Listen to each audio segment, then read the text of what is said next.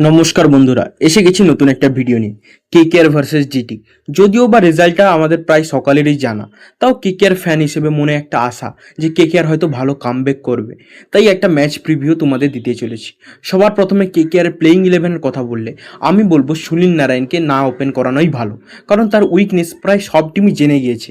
আর যদি সে ভালো স্টার্ট দিয়েও দেয়, পাওয়ার প্লের পরে সে রাহানে যা ডট বল খেলবে সেখানেই রান রেট একদম কমে যাবে। তাই বলবো কেকেআরের টিম সাইফার্ট এবং অ্যালেন একটা ভালো ওপেনিং পেয়ার হতে চলেছে। আর নাম্বার 3 রঘুবংশী, নাম্বার 4 গ্রিনের পরিবর্তে অনুকূলকে খেলানো যায়, যে ডোমেস্টিকে এই পজিশনে ব্যাটিং করে অনেক ভালো ইনিংস খেলেছে। আর এটাও আমরা দেখেছি প্লেয়াররা একটা কিংবা দুটা ম্যাচ ড্রপ হবার পর ভালো কামব্যাক করে। আর নাম্বার 5 আমি বলবো পাওয়েলকে খেলানো উচিত। নাম্বার 6 রিঙ্কু কিংবা রমনদীপ, এই দুজনের মধ্যে যে কোনো একজনকে খেলানো উচিত, কারণ দুজন এই ফর্ম নিয়ে খুব স্ট্রাগল করছে। আর একটা দুটো ম্যাচ তারা যদি রেস্ট পায় তারা ভালো কামব্যাক করতে পারে। নাম্বার 7 রাহানে, ভাই সত্যি কথা বলতে এছাড়া কোনো অপশান নেই। সে তো পাওয়ার প্লেতে ভালো স্টার্ট দিতে পারছেই না, আর মিডল ওভারেও খেলতে পারছে না। যদিও বা আমার মনে হয় না এটা হবে বলে, কারণ রাহানে সত্যি হেভি স্বার্থপর। না সে ক্যাপ্টেন্সি ছাড়ছে, আর না নিচের দিকে ব্যাট করতে আসছে।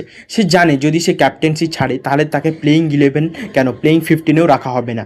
আর যদি সে এই বছর মোটামুটি একটু রান বানিয়ে দেয় তাহলে পরের বছর সে আবারও একটা টিম পেয়ে যাবে। আর নাম্বার 8 আমি বলবো সুনীল নারায়ণকে খেলানো উচিত। নাম্বার 9 আমি বলবো বৈভব আরোরাকে খেলানো উচিত। হ্যাঁ, এটা ঠিক, সে আগের ম্যাচে 13 ইকোনমিতে রান দিয়েছে, কিন্তু তাকে যদি পাওয়ার প্লেতে 2টো ওভার আর লাস্টের ডেথ ওভারে 2টো কিংবা 1টা ওভার করানো হয় তাহলে সেটাই তার জন্য ভালো। তাকে মিডিল ওভারে যত কম বল দেবে সেটাই টিমের জন্য উপকারী হবে। নাম্বার 10 আমি বলবো কার্তিক ত্যাগী। সে আগের ম্যাচেও ভালো বল করছে এবং ভবিষ্যতেও করবে বলে মনে হচ্ছে। নম্বর 11 বরুণ চক্রবর্তী, এবং ইম্প্যাক্ট প্লেয়ার হিসেবে আমি বলবো সৌরভ দুবেকে অন্তত একটা সুযোগ দেওয়া উচিত। এসআরএস সেটা করে দেখিয়েছে, তারা নতুন দুটো বোলারকে সুযোগ দিয়েছে আর তারা পাওয়ার প্লেতেই ম্যাচটা জিতে নিয়েছে এসআরের জন্য। আমি বলবো সৌরভ দুবের মতো একজন ভালো ট্যালেন্টেড বোলারকে একটা ম্যাচে অন্তত সুযোগ দেওয়া উচিত। আর যদি ভালো ম্যাচ আপের কথা বলি তাহলে গিল ভার্সেস সুনীল নারায়ণ। গিলের এগেনস্টে সুনীল নারায়ণের ভালো রেকর্ড রয়েছে।